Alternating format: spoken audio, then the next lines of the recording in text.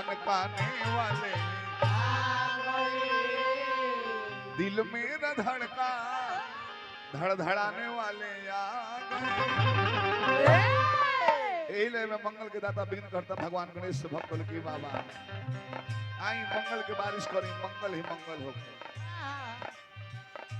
हे गौरी नंदा सुनिए शिव नंदा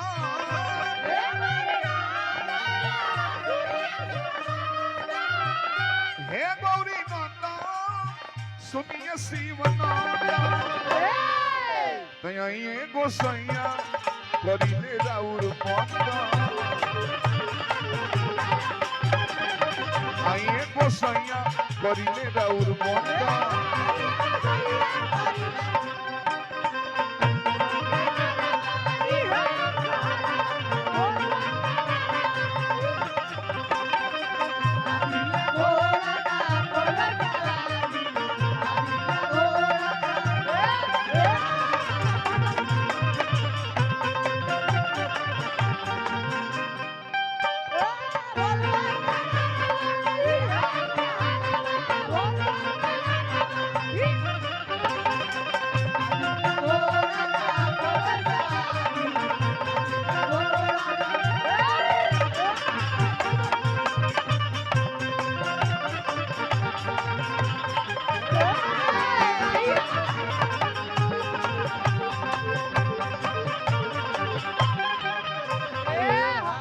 गणेश जी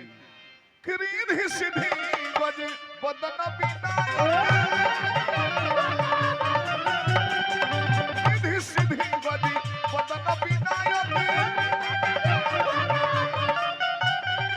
नयन रसैया के हे नयन रसैया के हे गणनायक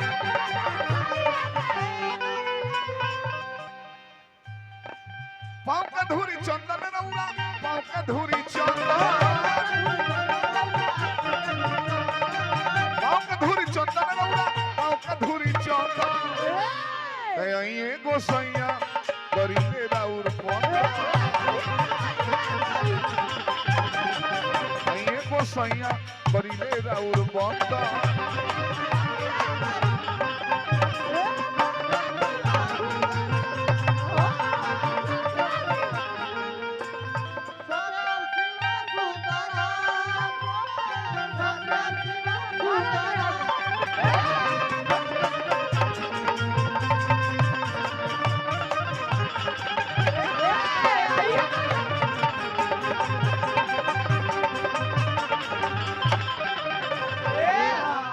गणेश जी के परिवार है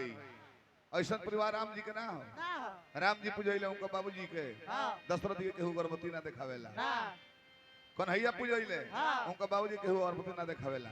उनका बेटा प्रधोमन जी केहू गर्भवती ना देखावेला बाकी धन परिवार ही हो पूरा परिवार में पूजनीय हो हर हर महादेव राष्ट्रपति हमें देवता लोग अपन समस्या लेके जाला उहो पूजा ले जगत जननी मैया पार्वती उहो पूजा ली शंकर जी के बड़का बाबू 6 गो मुड़ी लेके देवता लोग के कमांडेंट सेनाध्यक्ष हमें कार्तिक जी उहो पूजा ले उनकर मेहरारू छठी माई उहो पूजा तारी शंकर जी के दूसर का बबुआ जिला परिषद के चेयरमैन हमें गणेश जी जब गण में अध्यक्ष चुने रहे तो गणाध्यक्ष कहा गईले प्रथम पूजनीय हो गईले उहो पूजा तारे दो जना लइका 6 लाभ लिखल बा हमने के शुभ लाभ लिख ले जा उहो लो पूजाता रिधि सिद्धि मलकिनी पूजाता लो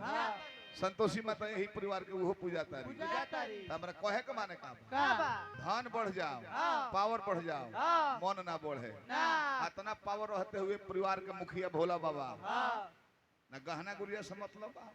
न कपड़ा लता सब घंबर लपेटले भभूत राख लगवले कहीं ध्यान में पड़ल बड़े घमंडे नहीं धन बढ़ जाओ मन मत बढ़ियो गाँव में देख लो अपना रुआ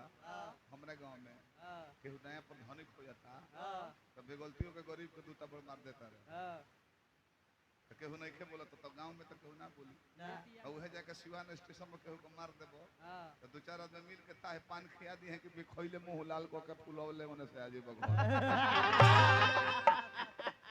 धान के पूछे तनी सोना के लंका रावण कर रहे मन बढ़ गए सीता जी के हरण कैलस कुछ समय खानदान सहित मारल गई बाली जस बलशाली मारल गईले दुर्योधन जस अभिमानी मारल गईले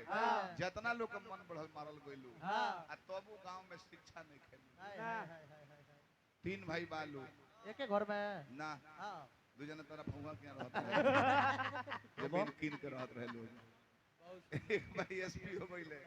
एक भाई दरोगा आ एक भाई जानी कि अब पढ़े में कमजोर रहले गाय दो चार को पूछले ले तू हस खास मजा लिस बाकी घमंड देखी नौकरी करता रहे एसपी साहब दरोगा जी आई जे घरवा बाड़े की हस्ती में बाह चढ़ा के गांव में तान के घूमता रहे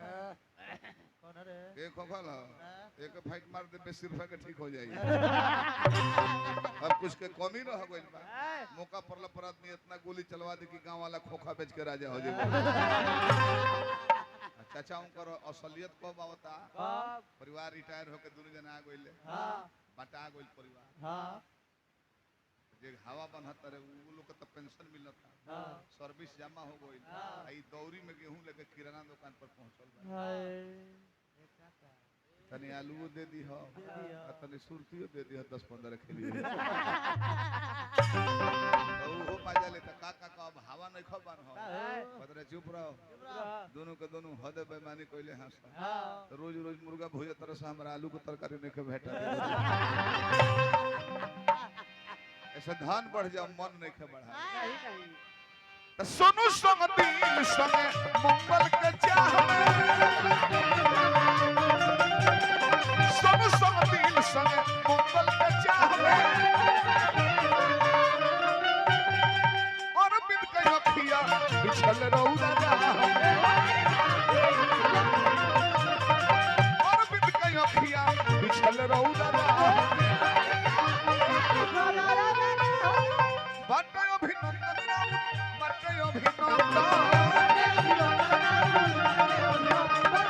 बाटयो अभिनंदन बाटयो अभिनंदन ये गोसैया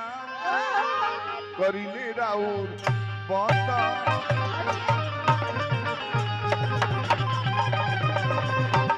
ये गोसैया करिले राउर बंद